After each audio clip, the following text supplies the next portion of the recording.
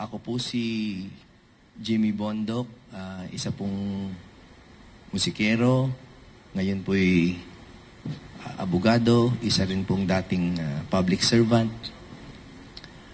Ako po ay tatakbo bilang senador sa 2025 na elections. Matagal na po akong boses ng ilang sektor ng lipunan, ng music industry, private, public, and now even the legal profession. At nais ko pong gamitin ng boses na ito upang i-institutionalize ang anti-corruption.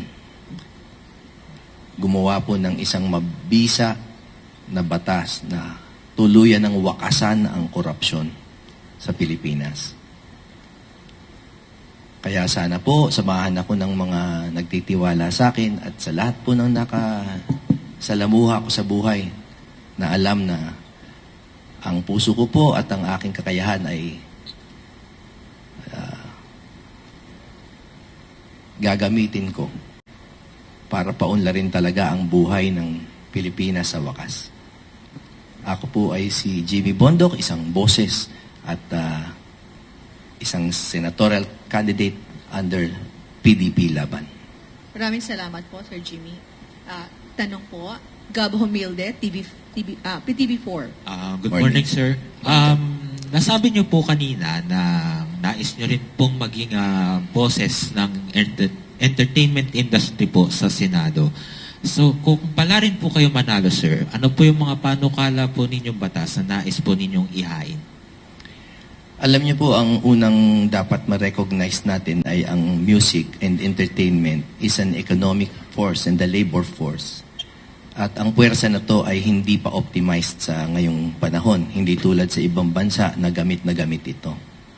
Sa Senado, of course, ang kapangyarihan niyan ay mag-concur sa mga treaties. We can encourage the adoption or the creation of treaties para po tayo ay magkaroon ng pag-ugnayan sa ibang bayan and to exchange talent and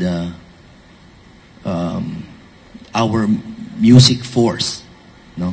Para umunlad ang turismo at makilala ang kultura ng Pilipino globally. Okay. John, Inquirer.net. Sir, morning. Good morning. So should you secure a seat, sir, in the Senate, will you be aligned to the opposition or will you join the administrations among the senators, sir? You know, ako po ay tumatakbo sa ilalim ng PDP Laban. And I am a good follower, I am a good soldier. But I also believe in pursuing policies, no, instead of pure party lines. So, ako po ay loyal na PDP Laban. And I will also be loyal to the best policies. Sir, just a quick follow-up. Are you still loyal, sir, to the former President Duterte? Absolutely. Siya po ay aking kaibigan. At ang isa po sa aking talagang layunin ay patibayan ng best of the Duterte principles. Okay, thank you. Next, Gyro, Rappler. Hi sir, good morning. Good morning. Nabanggit niyo po na loyal pa rin po kay President Duterte, and during your speech earlier, ang isa po sa mga magiging platform niyo if ever po ay anti-corruption policies po. Number one. Yes sir. What can you say, sir, that President Duterte is now facing a plunder complaint filed with the Department of Justice? Yes. Sir. Well, that's what the courts are there for, no? So, tayo ay talagang susunod na lamang sa very time-honored principle na innocent until proven guilty. At ako na po, bilang kaibigan niya, ay siguradong-sigurado naman na ang lahat ng ginawa ng ating nakaraang Pangulo ay the best interest of the people. Sir, just last follow-up for me, sir. In 2020, sir, you were among the vocal critics of the ABS-CBN, sir. If you become senator, sir, what are your policies po? What will be your policies to safeguard press freedom in the Philippines, sir? Thank you, sir. The franchise issue is a very different issue from press freedom. As an artist, ang kalayaan po ng pamamahayag ay napakahalaga sa akin. At para sa akin din po, natutuwa akong makarinig ng balita na lahat ng mga, or halos lahat ng mga naapektuhan ng trabaho dati dun sa kaganapan na yon ay may mga trabaho na, and I think the network is doing well. Para sa akin, yung mga issues dati na kinaharap ng network ay dapat dinigin sa tamang korte para matapos ang issues about tax, labor, at lahat pa ng mga pinaratang sa kanila. But I only have the best wishes for their workers and even for their management.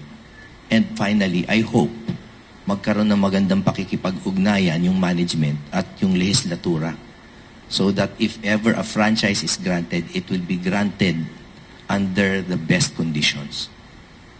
Okay, thank you po. Gerard Nabal from Malaya. Sir, Si Gerard. sir, Ay. sir, good morning. Sir, as a former official of PAGCOR, sir, what can you say with the recent announcement of, not recent, but yung ban on Pogo, sir? And yung kung ano po yung kinalabasan nung pag-flourish ng Pogo sa Philippines? Thank you. Napaka masalimuot na issue talaga ng Pogo. Sa isang banda, kumikita po ang bayan dyan at hindi galing yan sa pera ng Pilipino, kundi sa galing sa banyaga. Sa kabilang banda, maraming social disturbance na nagaganap. So para sa akin, that is really, I think, an executive and legislative prerogative. Depende talaga yan sa wisdom ng nakikita nung nakaupo. At ngayon, in their wisdom, nakita nila sa senaryo ngayon, it is best to shut it down. So I respect that. Follow-up. But sir, are you in favor of it, sir? Being one of the former officials of PAGCOR? You know, and I'm not evading, no, I'm making sure very clear yung answer ko. Ang mga gaming issues is very reliant on existing conditions. Ano ba yung klima? No? Kung ang conditions ay maganda, na pwede siyang paandarin, na hindi magkaka-social disturbance, hindi magagalit ang ibang bansa sa atin, if we're able to create it that way, at walang mga social friction, then it's a good economic force. Dahil nung pandemic, marami po sa naitulong natin sa social fund ay galing sa fees from Pogo. Pero again, I'm only in favor of it if it is performed well, regulated well, and under the right conditions. Which is why binabalik ko po yung sagot ko dun sa executive and legislative prerogative talaga yan. Depende sa sitwasyon. Okay, thank you. From SMNI po, MJ. Hi, MJ. Morning, sir. Attorney, Morning. good morning. Good Sir, morning. what is your stand on weaponizing Senate investigations or Senate probes that sometimes, in the name of in-aid of legislation, that sometimes, or many times, borders to court investigations? Mga kalabisan, sir, na mga pag-iimbestiga sa Senado. Alam niyo po, kung ako ay mag-identify ng 3 lamang na plataforma sa aking legislative agenda, ang isa doon ay ang ibalik ang diplomasya sa Senado. This is without criticizing the current slate batch. Dahil po, dapat talaga mag-back to basics tayo kung ano ang trabaho ng 3 sangay ng gobyerno. If it is truly in aid of legislation, dapat gawin. Pero naniniwala po ako na kahit siguro kalahati ng dinidinig kuminsan sa 2 bahay ay nararapat na dalhin sa korte who are properly equipped. No? So I am not against investigations. Kailangan lang po piliin kung ano ang dapat talagang dinidinig na nasa mata ng buong bayan.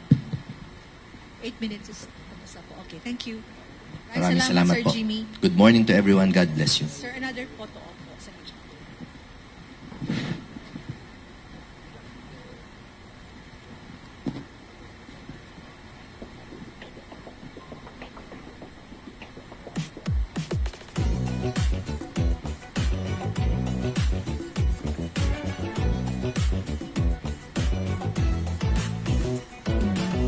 Sa panahon ngayon, medyang bias, nakakasawa. Mga fake news,